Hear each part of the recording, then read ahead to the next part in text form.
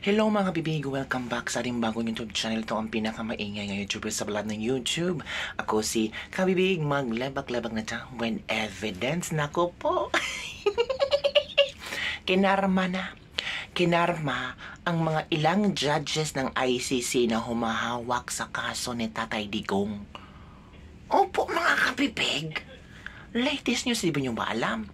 Nako, aside from si Khan, remember? Di ba may kaso yun? May bago na naman mga pangalan ng judges na humahawak sa kaso ni Tatay Digong na under sila sa US sanctions. Yung ipinatong ni Donald Trump, ay magkakabibig. Kawawa kabibig. Hindi sila kawawa. Karma nila. Kung akala nila na ang Panginoon ay natutulog, hindi alam kung ano ang mga ginagawa nila. Diba? So tingnan mo ngayon, ang bilis ng karma. Kasali ang ilang mga judge ng ICC na under sanctions ng US. Ito ay, remember kung ano ang ginawa ni Trump, diba? Sinanction niya yung ICC, kasali na yung mga ilang judges na may mga kaso din pala. Nakakahiya. Judge kayo. Mga judge ba? Tapos may mga tinatagong lihim at baho kayo. Which is, totoo. Kay Tatay Digong, kulang-kulang pa nga yung ebidensya nyo.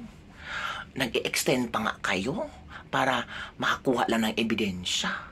Diba? Akala namin ready na kayo para hatulan sila ng Tatay Digong. Hindi pa pala. So, ang nangyari kayo, nagka-bulyaso-bilyaso na. Tingnan nyo. May mga buslot-buslot pa, kung ingon sa Bisaya. Buslot na kaayo ang kaso ni Tatay Digong. So, posible sa mga nangyayari ngayon, ay posible bang makalaya si Tatay Digong? Ewan natin kung under sanctions itong mga ICC judges na ito. Baka palitan sila o may bagong judge na pwedeng papalit sa kanila o halili sa kanila. Kasi hindi man pwede, no, nga under US sanctions tapos sila pa rin hahawak sa kaso ni Digong. Di ba nakakahiya mga kapipi? Nakakahiya ang ICC, International Criminal Court. Ito pala ang nangyari kapipig. Last Thursday pala, nag-impose si President Donald Trump ng sanction sa 4 na judges sa International Criminal Court. Diba? At sabi dito, as ICC judges, these 4 individuals have actively engaged in the ICC's illegitimate and baseless actions targeting America or our close ally, Israel. ICC is politicized and falsely claims unfettered discretion to investigate, charge, and prosecute nationals of the United States and our allies. Yung mga judges mamit si Bosa of Uganda, Luz del Carmen Ibanez Carranza of Peru, Rene de la Sophie Alapini Ganzo of Benin. Itong si Alapini Ganzo is isa sa mga judges na naghawak sa kaso ni former President Rodrigo Duterte. Kabibig. So, posible na papalitan ito or hindi na pa uupuin. Akala namin ang linis-linis ninyo. Akala namin talagang magbibigay kayo ng true justice.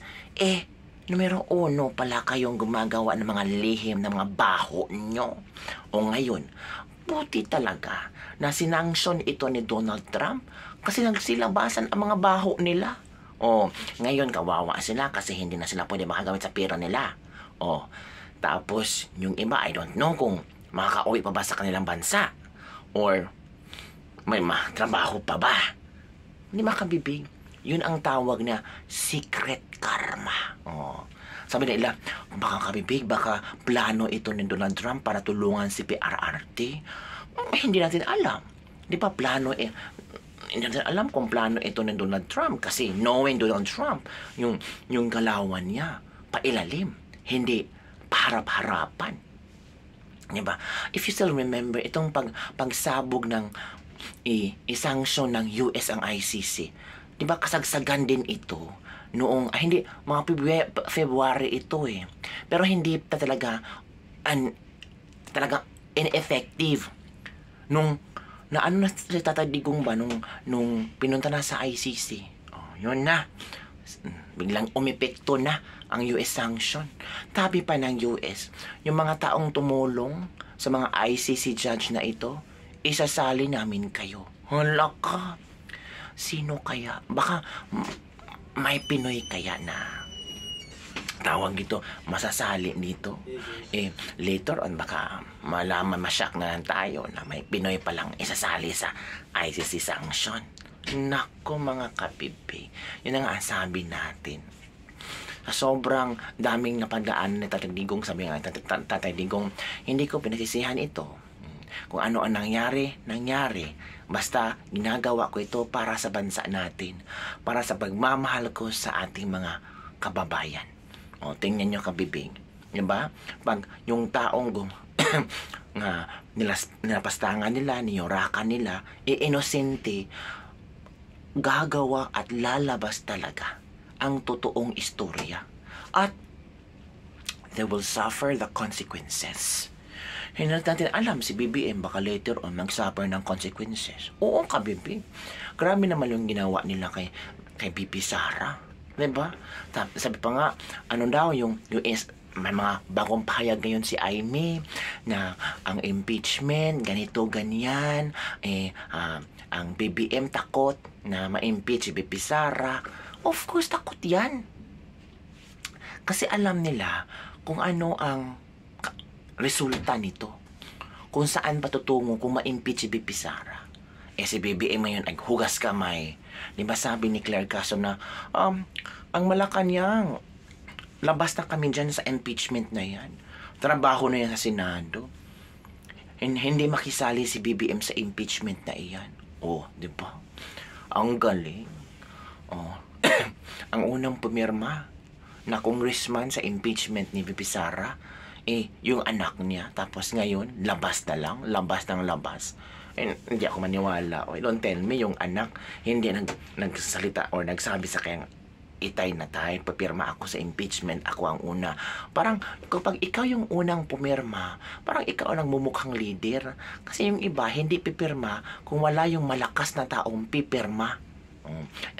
Tapos yung pangtapos, si Martin Romualdez. So, mag-iisip talaga ang tao na, ay, naku, alam na natin. Gawa-gawa lang. Di ba si Chis Escudero, prangkahan? Hindi kami, ang Senado, hindi katulad ng kongreso na sunod-sunuran kay Martin Romualdez. Ay, naku, ang mga buaya, kabibig, nag-react. Nag-react ang mga buaya. Ang sabi ng mga buaya, hindi kami ganun. Anong akala yun sa amin kung ano sasabihin ni Martin, susundin namin? Hindi. Yung nakita naming impeachment BP Sara, on process yun. Based sa constitutional laws yun. Wow. Talaga. Pero binuking kayo ni Cheese na matagal na pala yung impeachment nyo, nakabinbin pero pa. Pero ang tagal-tagal yung mag-move on. So, wala kayong karapatan na sabihan sila si Cheese kung ano ang gagawin nila. Kasi hindi siya susunuran ni Martin Romualdez. Kaya nga sabi ni BP Sara, yan si Cheese, matapang yan. Talagang pinatunayan ni Chis Escudero na matapang siya at hindi sa sunod-sunuran ni Martin Romualdez. Ngayon may medyo may conflict na ang Senado at ang Kongreso. So maghintay tayo kabibig sa mga latest updates kung ano na ang mangyayari nitong mga ICC judge na US sanction na, kung papalitan ba sila or mag-resign sa trabaho or may bagong hahawak sa kaso ng Tatay Digong or pwede nang ibasura ang kaso ng Tatay Digong. Anong pa naman yan? Diba? Pero sa latest news na ngayon, nagbigay na ng ebidensya ang kontra ni Tatay Digong. Hindi natin alam kung ano yung mga ebidensyang pinipresenta nila kasi diba nag-asa sila ng extension. Naka-formulate nakagawa na sila nakakuha na sila ng ebidensya. Ang tagal, no? Akala namin 30,000 EJK. Tapos ang tagal kumuha ng ebidensya. Ano ba naman yan? Di ba kabibig? Mag-question ka talaga ba? Talagang merong ebidensya. Nag-asa kayo ng extension para makahanap ng ebidensya. And yun lang kabibig ang ating latest lebak-lebak for today. Don't forget to like, subscribe, and share this video para sa mga latest trending news sa ating pag-usap-usapan. O kabibig, Bye everyone. See you next time.